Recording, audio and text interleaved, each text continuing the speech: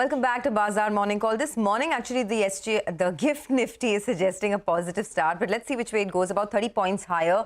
For now, the market has been very resilient, but lots of stocks in focus. So let's get straight to that. Mankind Pharma is the big deal, and the big, all the action is around Mankind Pharma. Rachna joins in now to give us the latest on that. Rachna, go ahead.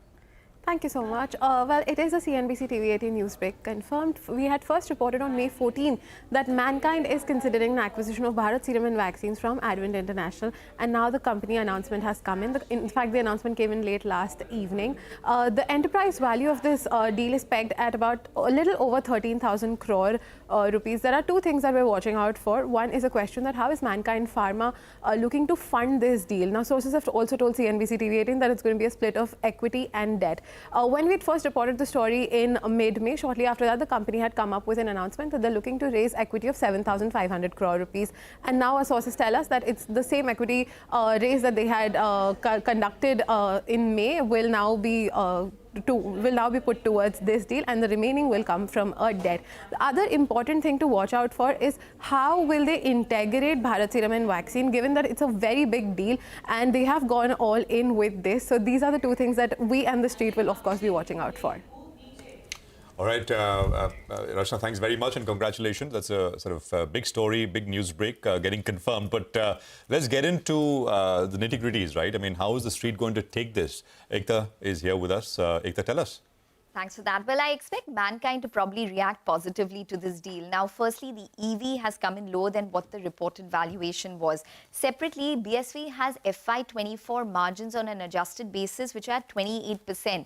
Compare this to Mankind at around 25% for FY24, so it's not margin dilutive. Revenue up 21% CAGR in the past 3 years for BSV. Mankind is going to expand its footprint into the women's health category as well as critical care, and that's going to aid their chronic portfolio, which they have been very focused on. It's around 36% of their domestic sales. BSV also has an R&D arm, so they have a patented women's fertility drug as well. So that gives a sense in terms of the R&D prowess of the company. It has R&D capabilities with around 60 scientists. It will help Mankind expand the export market, which is just about 8% of their total sales at this point in time. Net, Mankind is also known to be really the underdog which came up in the domestic pharmaceutical space to become one of the largest companies. FY24, 10,000 crores is what they did in terms of total revenue. So the street will probably believe that they will manage to, successfully do this. Fundraising would be something that we'll need to watch out for Mankind. Okay, all right, Ekta, thanks a lot for that. Well, let's hop across to Reema, who's here to tell us about Tech Mahindra's numbers. Morning, Reema.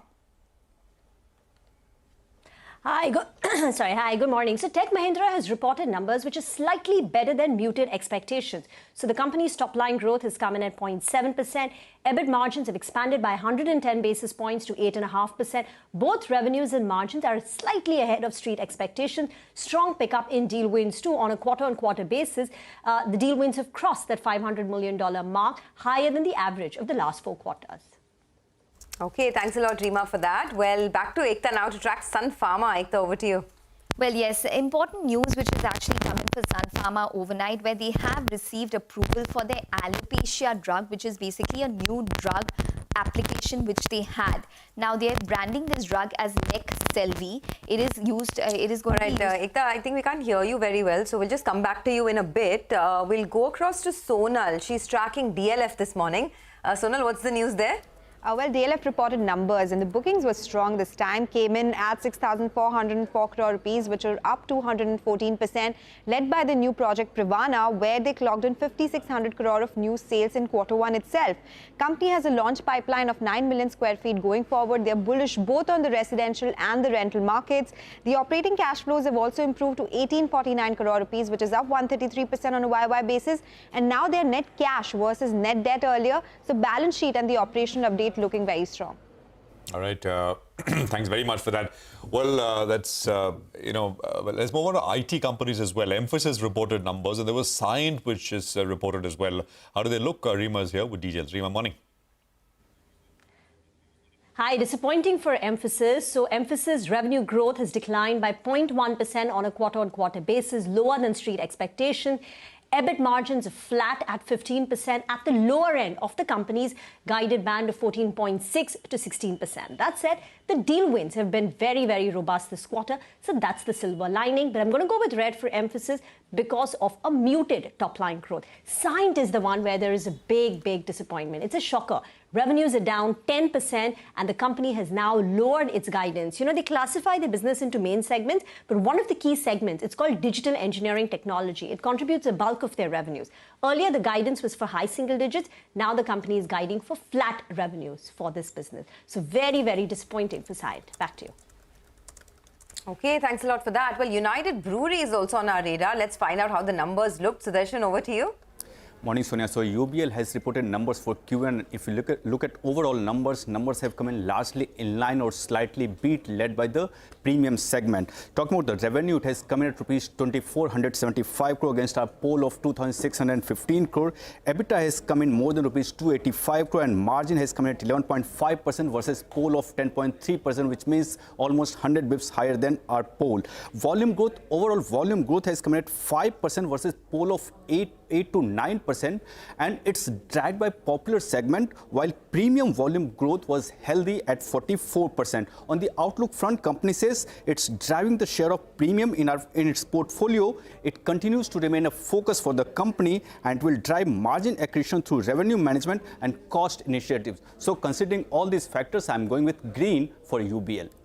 All right, we take that analysis, Sudarshan, for now. Later on, you can grab a pint, maybe later this evening. But let's go back to Ekta. She was telling us about Sun Pharma. Ekta? Well, yes, they've received US FDA nod for a new drug application for their drug, which was under development for alopecia. Now, this drug is going to be branded as Leqselvi in the US markets. The drug is used for severe alopecia in adults, and hence it's expected to be a significant drug for Sun Pharma. Remember that the US FDA had already approved the filing acceptance of the new drug application in October of 2023. So the street was probably expecting such a development to take place, but it's considered to be a definite positive for Sun Pharma because the potential is $200 million of sales at least in the next 3 to 4 years from this particular drug, and will add on to their specialty portfolio. Okay, well, thanks a lot for that. Well, Abhishek is also with us to tell us why you should be watching the banks this morning. Abhishek, good morning.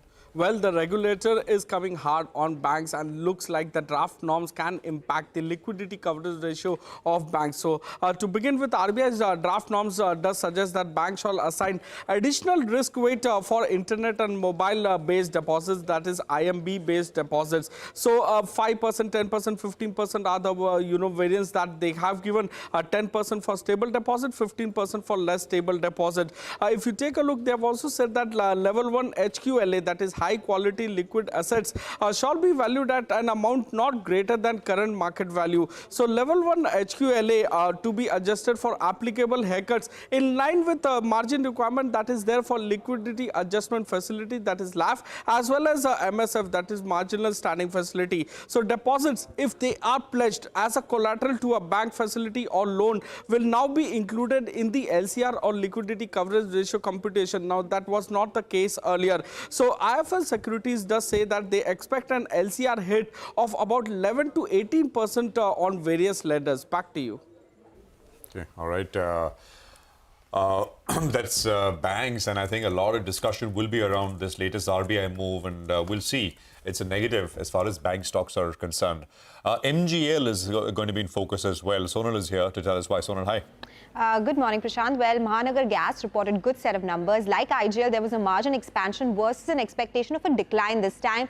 So going with green on this one. Revenues up 1.5%, EBITDA up 6%. Margins have improved by 100 basis points versus an expectation of a 100 basis point decline. Profits are also up on a quarter-on-quarter basis. So EBITDA per unit has come in at 11.9 rupees versus an expectation of 10.5. It is also a volume-led beat mildly. So volumes at 3.86 MMSCMD versus an estimate of 3.8 MMSCMD. So going with green on this stock today. Got it. All right. Thanks for that, Sonal. Well, let's hop across to Yash, who's here to tell us about GoDigit. Morning, Yash. Good morning, Nigel. So, of course, the first set of numbers announced by the company post its listing, and it's a good debut which the company has made with its Q1 FY25 numbers.